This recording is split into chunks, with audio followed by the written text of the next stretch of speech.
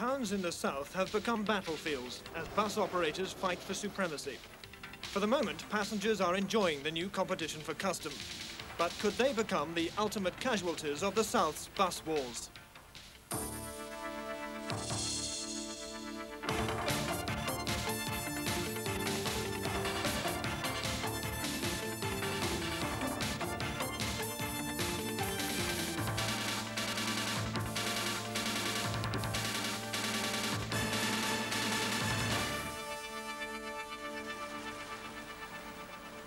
A year ago, the Southampton municipal bus service, City Bus, had the field to itself in the town. Equipped with a fine fleet of modern buses, it claimed to run one of the best networks in Britain. Since then, it's been challenged by Solent Blue Line, with a fleet of second-hand buses, many of them 15 years old. For 6 months now, the two companies have been locked in a fierce war to capture customers. Shirley High Street is one of the main battlefields. The number of buses passing down the road has doubled from 20 every hour to 40 and as many as 80 at peak periods. The competition has added to traffic congestion, but it's been welcomed by many of the customers in this part of Southampton. They've noticed a new atmosphere on the buses. Smashing, because they're very polite and helpful. Got nothing to complain about. Mind you, they're very polite, mind you, they're new buses.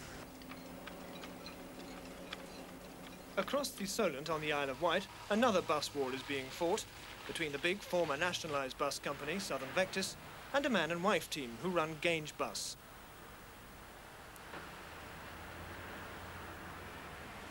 In the Bournemouth and Poole area of Dorset, there's a three-way contest between two established operators and a newcomer in yellow and green that's determined to shake them up.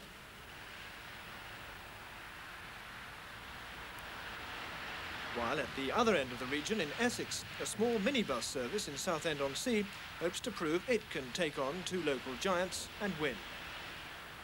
The new climate of competition stems from last year's Transport Act, which swept away the old system of regulated bus services and allowed any approved company to run a bus service wherever and whenever it pleased.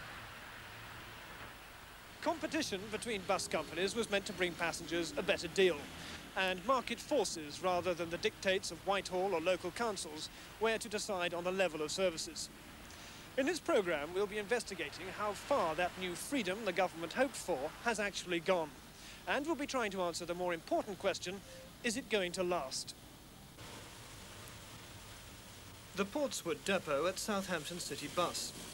Until March this year, City Bus was owned and run by Southampton City Council, and it received a subsidy of £1 million a year from the taxpayers.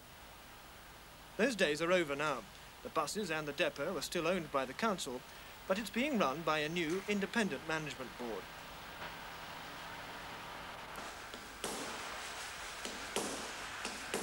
The company is now expected to pay its way, to make ends meet without any financial help from the council. Otherwise, says the government, it would have an unfair advantage over other privately owned bus companies. The new philosophy of competition hasn't come easily to many people here at City Bus. The company was founded on quite different principles. It began as Southampton City Transport, running a fleet of tramcars along all the main roads from the 1920s through to the 1940s. It was seen by city councillors of all parties as a public service, run to meet the needs of the citizens first and foremost, not to make profits.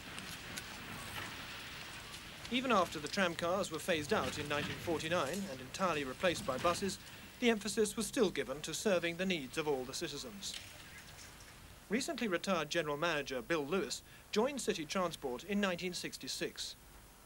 Well, we tried to run a comprehensive service to cater for all the demand that existed in the city by running services from early morning till last thing at night over a network of services leading mainly into the city centre.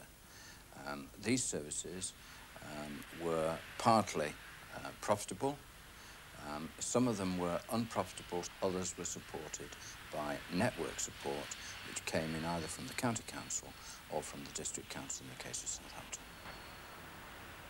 This form of subsidy or network support for bus companies was introduced in the late 60s when the companies were faced with ever-increasing competition from the motor car. It was aimed at maintaining a good network of bus services even when the number of passengers was falling. Part and parcel of the same policy was the introduction of driver-only buses to cut down costs, an idea which had the full backing of the government. Had it known what was to come, City Bus would not perhaps have taken what it saw as a logical step to make the system work more smoothly. Its passengers were asked to board the bus with the exact fare. It speeds the buses up.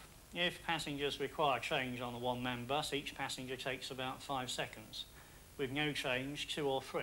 If you have a full bus in the morning rush hour, that is a big difference in journey time for everybody on the bus. It's a policy which has now left City Bus with an exposed underbelly in the new Southampton bus war. Good afternoon, ladies. It's nice to see us all here. All over the south, the Townswomen's Guild is acting as a public sounding board on the state of the bus services since deregulation was introduced. Members of the Mid-Hampshire and Wiltshire branch meet regularly in Southampton. Many of the women here speak bitterly of their experiences with City Bus's policy of giving no change. I said to the conductor, well, I haven't got the right change, and he said, oh, well, just put it in the box, whatever you've got. And that was it, and I didn't get any change. I wasn't offered any change. I know he couldn't give me change, but he didn't tell me where to get it. And I think a lot of people find this a problem. You're supposed to be given a docket if you overpay. And 2 friends in my area likewise have had the same thing. They just take the money and don't give you any change. And it's morally wrong. City Bus's new rival is now shrewdly exploiting this public hostility to driver-only buses. Solent Blue Line was set up in March as an offshoot of the former nationalised Isle of Wight company, Southern Vectis. It has no depot, it uses a lorry park as its base and a porter cabin for officers. It began with a fleet of 16 buses, bought cheaply in the second-hand market. All its buses, as a matter of policy, have a conductor aboard to collect the fares. This strategy aims at winning customers away from City Bus. The man behind it was, until recently, the traffic manager of City Bus, John Chadwick. He was recruited in something of a boardroom coup by Solent Blue Line after he quit City Bus, largely because of its no-change policy. The no-change exact fare system epitomises to me the arrogance of the existing operator. It is clearly the best kind of system for the driver, but it is also just as clear that it is the worst system imaginable for the customer. And we must never lose sight of the fact it is the customer that we're running buses for, not the driver. Solent admits some of its buses could be more comfortable, but it now sells itself as the friendly conductor service. The extra custom more than covers the cost of the conductor, it says. But it's not just the passengers who seem happier. John Chadwick finds the staff are more relaxed when it comes to dealing with the customer. Driver Dougie McCall used to work for City Bus. I'd rather work crew buses as one-man operated. The one-man operated bus, it's too much tearing around all the time. And with the crew work, you've got some companionship, more friendliness towards the public. So far, the Solent Blue Line strategy seems to be paying off. It's concentrated on what were City Bus's busiest and most profitable routes. It claims it's now carrying more passengers on these routes than its rival. Although such claims are fiercely disputed by City Bus, the competition has already forced it to abandon its driver-only policy. One of our competitors introduced conductors, and we felt that we should, on our busiest routes, where we felt they could be stood, or the cost of them could be stood, introduce conductors, and we felt that we should have a completely different type of vehicle, which was immediately obvious to the passenger. Here in Shirley High Street, City Bus has now deployed some of the 13 second-hand Routemaster buses it's bought from London Transport. It's even brought back into service the bus it thought it had seen the last of in 1981. Passenger reaction in Shirley High Street is overwhelmingly in favour of the new competition for custom. Service is great, yeah. I always use the buses anyway, so any bus that comes along I get on. You know, I've got nothing to grumble about the buses. I think they're just lovely. It's more frequent. There's more buses, I suppose. You can get change on the buses now, which makes a change. Excuse the pun. So in Southampton at least, the policy of introducing competition between bus operators, pushed through by Mrs Thatcher in the face of fierce opposition in Parliament, seems to have created a new attitude towards the customer. It was a view certainly reflected here at the Townswomen's Guild meeting, but the results of a special survey for Facing South, conducted across the region by other branches of the Guild, are not such good news for the government. It found that in Bournemouth, Winchester and Poole, competition had led to improved bus services. But in major centres like Portsmouth, Maidstone and Reading, there's been little change. And even where competition is strong, all the changes may have been to the benefit of the passenger. In Southend-on-Sea, one small company, TV Taxis, has tried to find a new niche in the market. It has a fleet of 8 minibuses that run a hail and ride service over 6 routes in the Southend area. It has the convenience of a taxi at a fraction of the cost. But the company claims its drivers are being subjected to rough tactics by the big double-decker buses. They say there have been 5 major incidents recently, causing damage to bumpers, wing mirrors and paintwork. Managing Director Tony Fisk. The chap that's driving this bus, when he first started, was hit in the front when he was boxed into a lay-by at Thames Drive. Does Tony Fisk see it as intimidation? Yes, by a certain percentage of the drivers of the other bus company. There's no necessity for it. I mean, if the bus pulled up behind our buses in a normal fashion, then it wouldn't happen.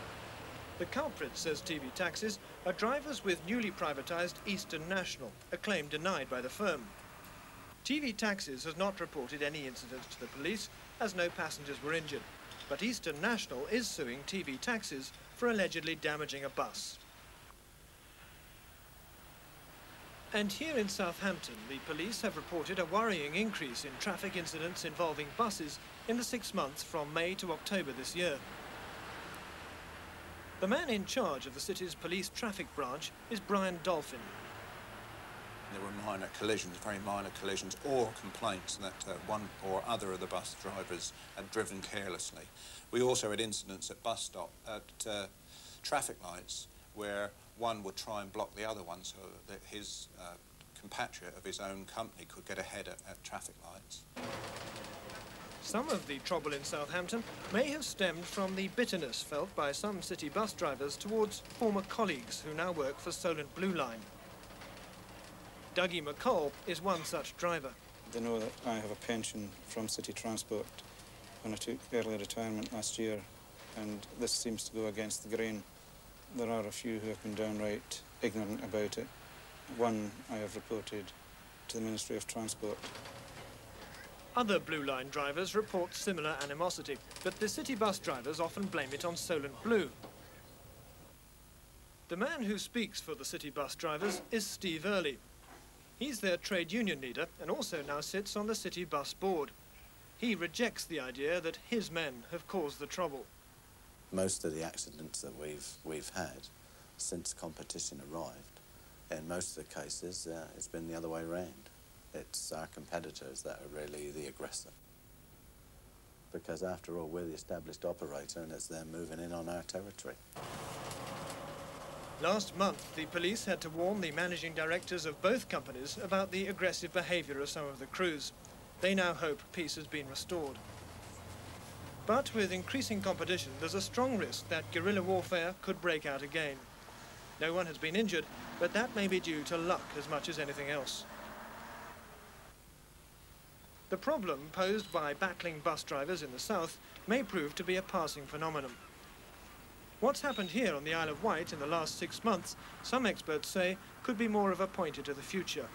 The new competition has proved in many cases to be short-lived. A year ago, Southern Vectis had a monopoly of scheduled bus services on the island.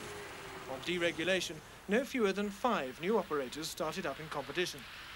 But taking on the big boy has proved to be a bruising experience. Gange Bus is only one of 2 survivors. But they're now reduced to a single route between Newport and Cowes and are struggling to survive. The whole thing has become a battle, a war of sorts, because the main bus company, which is here on the island, the Southern Vectis bus company, which had a monopoly for about 60 or 70 years, just doesn't want to give that monopoly up. And they have actually done everything, as far as we're concerned, to stop us. John Gange and his wife claim their bigger rival has used unfair tactics to beat off competition. Southern Vectis have taken every opportunity they can to stop us picking up passengers.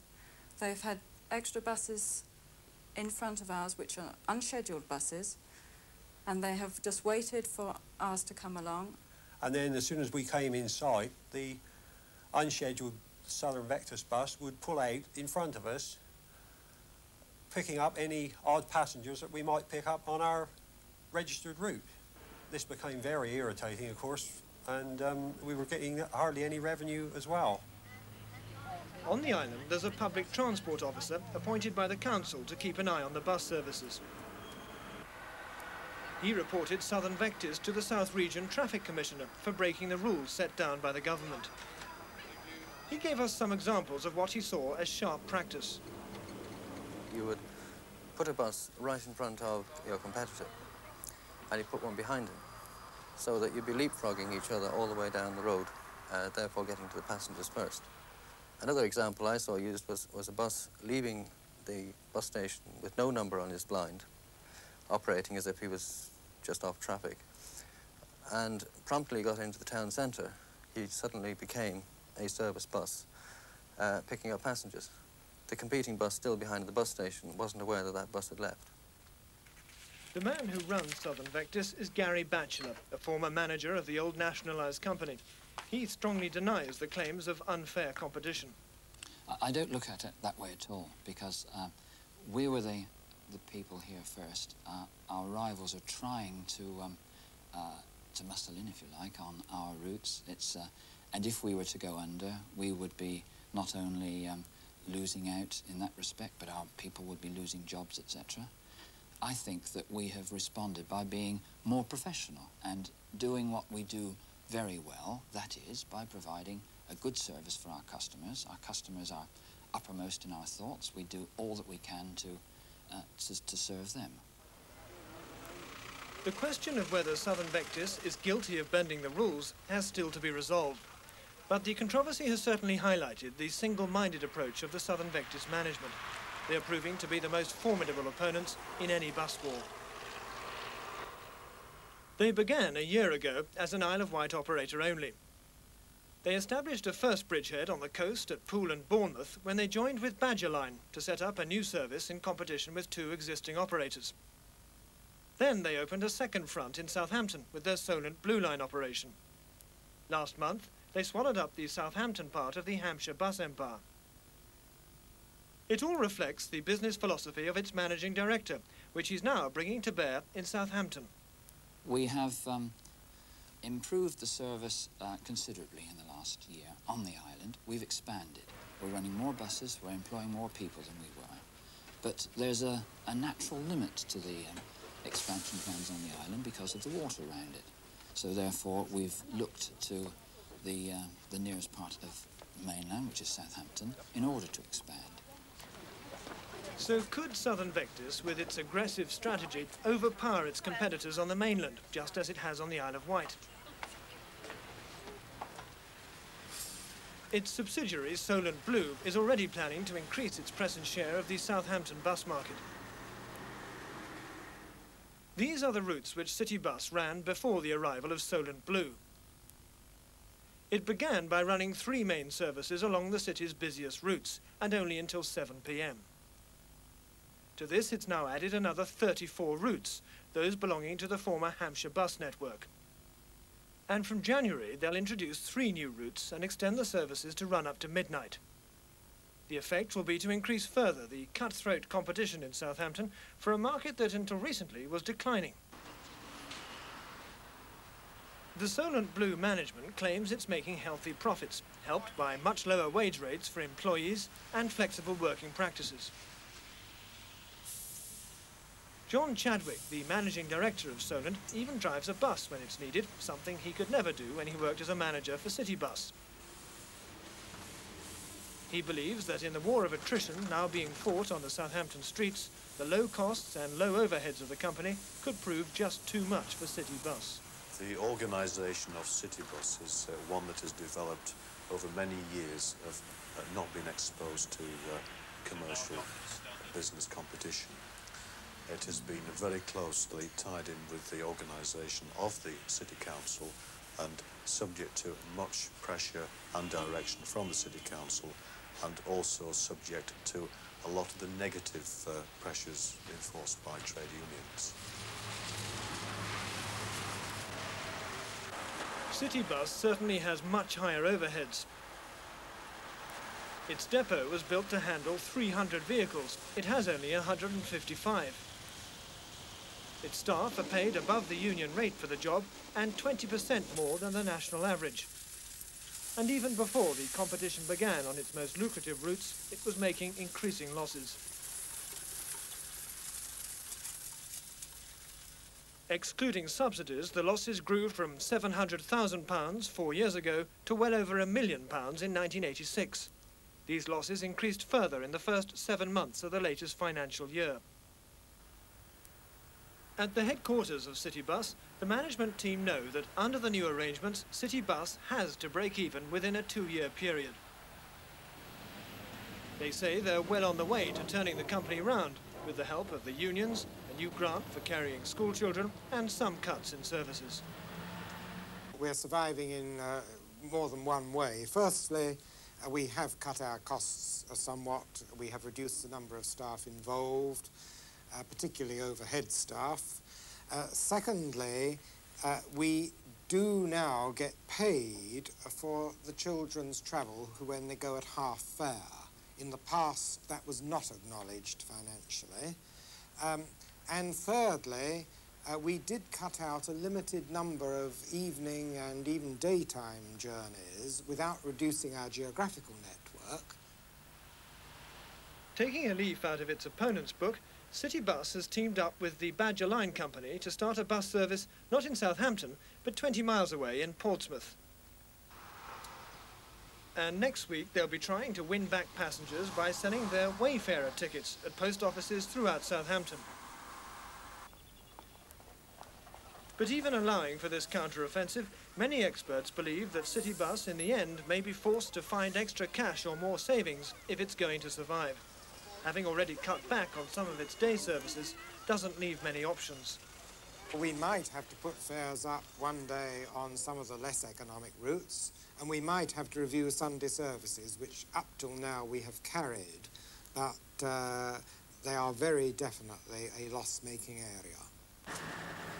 Raising fares risks losing customers, and cutting back on routes could create gaps which the enemy might fill, says transport expert Peter White. If you start making cutbacks in the network of services, that may create more gaps for competitors to come in and establish themselves more firmly. For the moment at least, Solent Blue Line seems to hold the initiative. Its assault on City Bus's most profitable routes has allowed it, with its low costs and flexible labour force, to drain away City Bus's revenues without making a loss itself. The outlook for City Bus is far less rosy, according to the experts. The Transport and General Workers Union has only reluctantly agreed to more flexible working shifts, and then only on those routes where City Bus is faced with direct competition. Time could run out faster than it thinks. A lot depends on relationships between the management, the unions and the shareholders. Their track record doesn't really give much hope for a dramatic increase in flexibility. And if they can't introduce flexibility, it's difficult to see how they can survive in the long term. So the lesson from Southampton seems to be that the present fierce climate of competition may not last. If Solent Blue Line continues to make a profit, while City Bus struggles to break even, nobody would be surprised to see City Bus withdraw from routes one by one. The much-vaunted burst of competition, limited as it is now, could prove little more than a passing phase on the road to the establishment of what will be, to all intents and purposes, a new monopoly, but a privately owned one. That's certainly the lesson that's emerged already in the homeland of southern Vectis. Deregulation for the Isle of Wight simply meant that we've got competition on one route, and basically everything's exactly as it was before regulation on the rest, except that we have a public company that's now a private company.